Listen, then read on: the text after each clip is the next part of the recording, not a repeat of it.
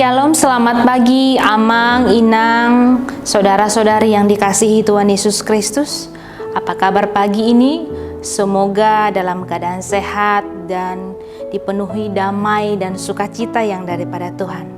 Firman Tuhan pada pagi hari ini 6 Mei 2023 tertulis dalam Lukas 6 ayat 37. Janganlah kamu menghakimi, maka kamu pun tidak akan dihakimi. Dan janganlah kamu menghukum, maka kamu pun tidak akan dihukum. Ampunilah dan kamu akan diampuni.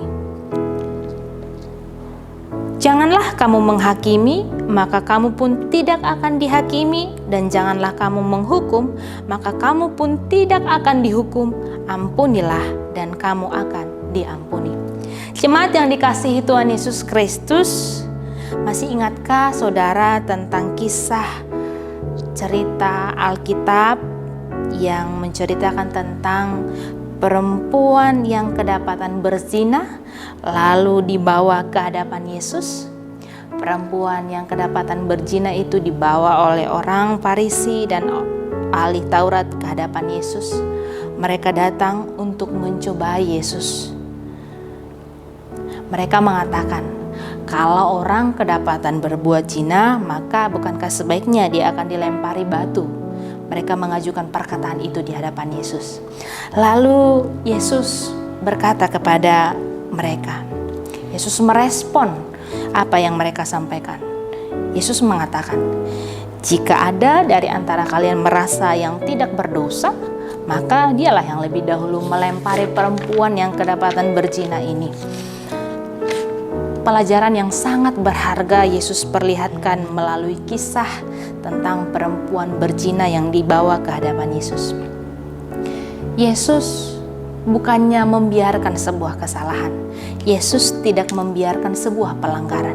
Yesus tidak membiarkan dosa terjadi. Tetapi Yesus lebih menginginkan pertobatan dari orang yang berdosa.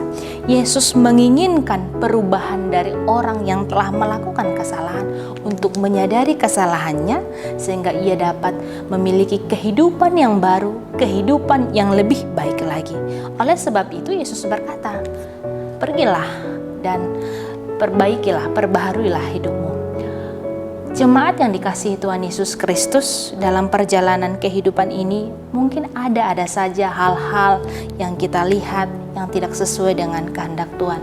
Ada saja orang-orang yang hidup tidak sesuai dengan perintah Tuhan. Tetapi sebagai orang yang menerima belas kasihan Tuhan, sebagai orang yang juga telah diampuni melalui karya keselamatan Yesus Kristus, kita diajak untuk tidak lebih dahulu menghakimi orang lain, tidak menghukum orang lain, tetapi alangkah baiknya sebagai orang-orang yang telah mempercayai Yesus Kristus, orang-orang yang telah menerima kasih dari Yesus Kristus, kita belajar untuk mendoakan di saat orang-orang melakukan kesalahan dan pelanggaran.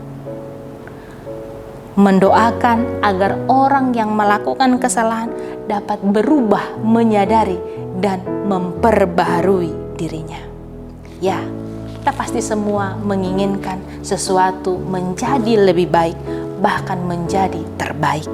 Oleh sebab itu, biarlah kita jangan terlalu sering menghakimi orang lain.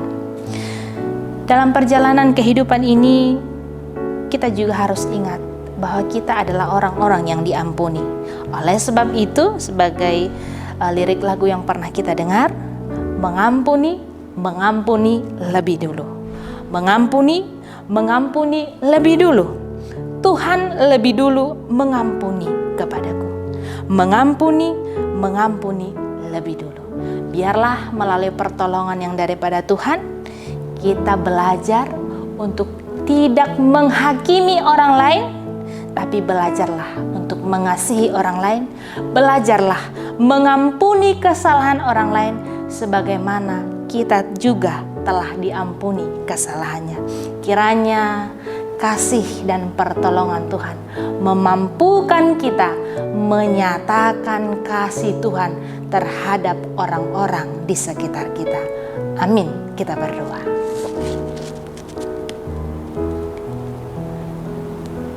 Bapa, terima kasih untuk firman yang telah kami dengar. Pelajaran yang sangat berharga kami peroleh pada pagi hari ini. Engkau mengajari kami agar dalam perjalanan kehidupan ini kami tidak terlalu merepotkan diri, menyibukkan diri untuk menghakimi kesalahan orang lain. Tapi biarlah kami belajar untuk mendoakan orang-orang di sekitar kami agar menjadi pribadi yang lebih baik lagi di hadapan-Mu.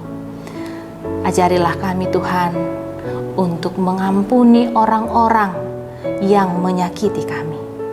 Dan biarlah kasih yang daripada-Mu terus nyata dalam kehidupan kami, sehingga kami terus bersemangat, bersukacita mengasihi orang-orang di sekitar kami, walaupun mereka tidak menyatakan kebaikan dan kasih bagi kami.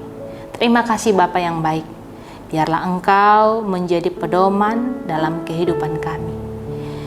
Terima kasih karena Engkau telah menyelamatkan kami melalui pengorbanan Yesus Kristus. Engkau menjadikan kami menjadi pribadi yang lebih berharga di hadapan-Mu.